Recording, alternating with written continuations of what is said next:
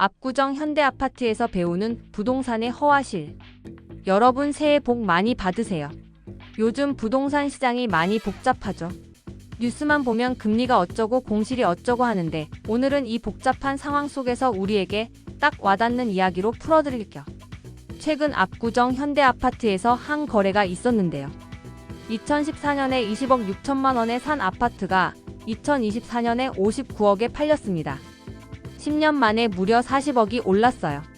이 정도면 아파트를 샀다기보다 연봉 4억짜리 직장을 얻은 셈인데 여러분도 이런 사례 보면 나도 이렇게 될 수 있을까? 하고 궁금하실 거예요. 그런데요, 여기서 우리가 배울 수 있는 교훈은 단순히 부동산은 무조건 오른다가 아닙니다. 오늘은 이 사례를 통해 부동산 시장의 진짜 모습을 들여다보고 우리가 어떻게 대처해야 할지 이야기를 나눠볼게요.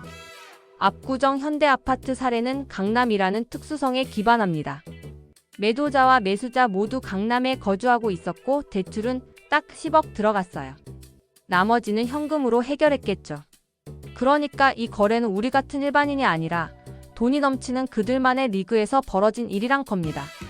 강남 아파트, 특히 압구정 현대아파트 같은 곳은 경제 상황이 어려워도 나름의 생태계를 유지해요. 거래량이 줄긴 해도 초고가 매물은 그래도 꾸준히 거래됩니다. 하지만 이런 사례를 보고 강남이 올랐으니 나도 어디든 투자하면 되겠지라고 생각하면 큰일 납니다. 강남은 강남이고 다른 곳은 전혀 다른 이야기거든요. 지금 부동산 시장이 겪는 가장 큰 문제는 경제 전반의 불안정입니다. 먼저 가계빚부터 얘기해 볼게요. 한국은행 발표에 따르면 2023년 3분기 기준 가계신용 잔액이 1913조 8천억 원으로 역대 최고치를 기록했습니다. 무슨 말이냐면 우리나라 사람들 전부 빚으로 버티고 있다는 거예요. 여기서 더 큰 문제는 뭐냐? 경제가 성장하지 못한 채 빚만 불어난 상황이라는 겁니다. 보통은 경제가 성장하면서 빚도 같이 늘어나야 정상인데 지금은 빚만 늘어나고 소득은 그대로죠. 이러니 소비도 죽고 내수도 멈춰버리는 악순환이 이어지고 있어요. 환율 이야기도 빼놓을 수 없습니다. 최근 원달러 환율이 1,470원을 넘었고 1,500원을 돌파할 가능성도 높아요. 환율이 오르면 수출이 늘어나야 하는데 지금은 그마저도 쉽지 않습니다. 외환 보유고로 막으려 해도 방어하는 데 쓰이는 달러가 순식간에 소진되기 때문에 오래 버티기 힘들 거예요.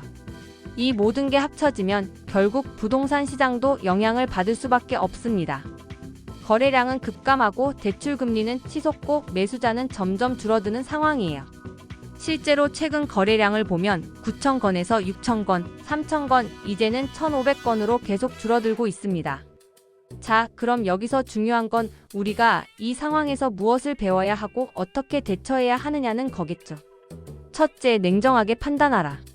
압구정 현대아파트처럼 특수한 사례를 보고 나도 저렇게 될 수 있다고 착각하지 마세요. 부동산 시장은 지역별, 물건별로 다 다릅니다.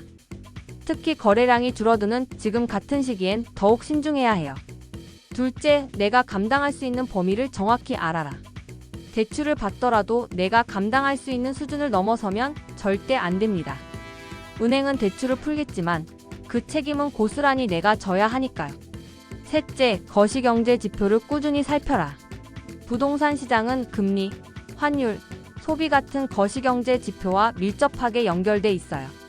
이런 지표를 꾸준히 체크하면서 나만의 기준을 세워야 합니다. 넷째, 단기적 유행에 휘둘리지 마라. 지금이 바닥이다라는 말에 속아 급하게 뛰어들 필요 없습니다. 부동산은 장기적인 관점에서 봐야 안전합니다. 마지막으로 부동산은 언제나 기회와 위기가 공존하는 시장입니다. 지금처럼 불확실성이 큰 시기일수록 더 냉정하고 철저하게 준비해야 해요. 누구도 내 재산을 대신 지켜주지 않습니다. 내가 나를 지켜야 합니다. 여러분, 새해에는 부동산뿐만 아니라 모든 선택에서 현명한 판단을 하시길 바랍니다. 감사합니다. 구독, 좋아요, 알림 설정은 필수. 다음엔 더 재미있고 알찬 이야기로 돌아올게요. 새해 복 많이 받으세요.